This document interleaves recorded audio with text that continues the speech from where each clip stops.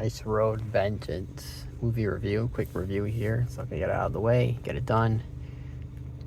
I liked it. I enjoyed it. Actually, it was a nice film. It got kind of like a slow start. It starts off, it takes a while to get there, but once it's there, it's nice. It's got good action. The action was nice. It feels sort of a little cheaply made. I feel like the movie a little bit. But it's kind of gives it a nice vibe. I don't know. For me, it kind of had like this more amateur. I guess not cheaply, but like an amateur sort of more filming. The budget's a little lower. It's got Liam Neeson, right? It's got an A-lister, and it's got some other people that I don't know. I don't know who they are, but they're probably. I think some of them maybe are just as prominent actors. We're in Nepal in this film. We're in Nepal, and it's cool to see like I guess Nepal they got sort of a mix of people in their country of sort of South Asian peoples and then some people look more Asiatic than others. So like it's a diverse country racially, ethnically, and then even the film, the guy when he sees his dad, he starts speaking Hindi with his dad. He's not speaking Nepalese; he's speaking Hindi with his dad. That was a cool thing. I mean, India, all the countries there are very diverse, but it's cool to see it's a very diverse country. This place, Nepal. They want to go. His brother was a Marine. I think Liam Neeson's character. I think he's not a Marine, but his brother was a Marine. I don't think he was. I think, and then the woman that he falls in love with, she was a special forces. I guess Nepalese special forces. Presumably, she's from Nepal, and I think actually she was one of the Sherpas with the Kiwi guy, with the New Zealand guy, and because they're gonna do the tour. They're gonna go up to this is probably like a common thing. I just remembered. Well, I wonder what these tourists here are doing in Nepal. And they remember, actually, there's Mount Everest. That's how you get to this mountain. It's through coming via that country. I think it may be on the border with either China or India or something like that. But yeah, the way you get to that Mount Everest mountain is through, what's it called? You got to go up go into this country to get there, right? Is the main place where you're gonna see it.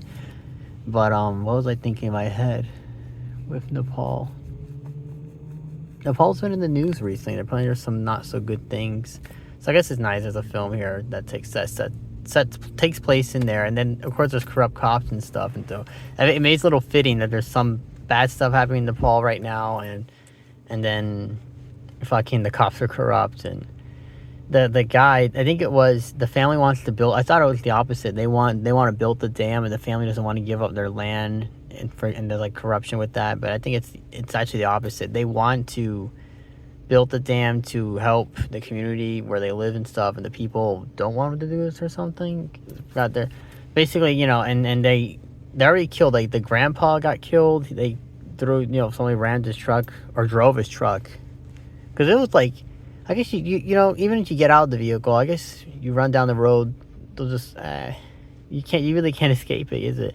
You can try to escape it, I guess. Maybe try to get a head start there, but what do you call it? And then there's scenes like it's so cool. This is where the cheaply made part comes in. There's scenes where the vehicles fall off of cliffs and stuff, and obviously you can tell it's like CGI, like it looks fake, but it's sort of like that's a nice little touch with it. It kind of reminds me of a Bollywood film.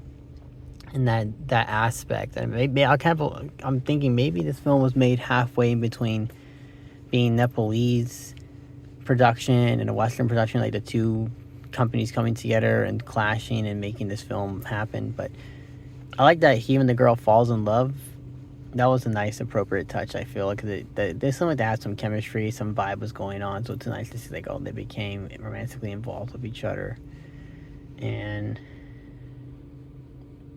who died? I like that people do die in this film. Some of the main characters, the cast, they do get killed. We come down to the four of them. I guess when we get the main four, because there's also that girl. Like, yeah, it was him, girl, and then the daughter, the other guy, that he gets killed point blank range. He's like a human rights spokesman for like a bunch of human rights activists. He's a big activist guy. Her father's a big time activist, and he into human rights and stuff, and he said, I'm going to report you guys, I'm going to tell them, and they're going to be on the news, the world's going to hear about what you're doing here in this country. And he said, yeah, okay, boom, blows his head off. It was sad when, obviously they run back to the car, and the girl's like, well, wait, hang on, where's my dad? Because I see you guys are running back to the vehicle, but like, where's my dad? Where's my dad at? And it's like, yeah, your dad got killed, bro. Actually, you really got killed. Got boom, shot him right in the head. Like nobody's business. Just cold, blank, dead blood. But this one was nice. I liked it. I liked this one very much.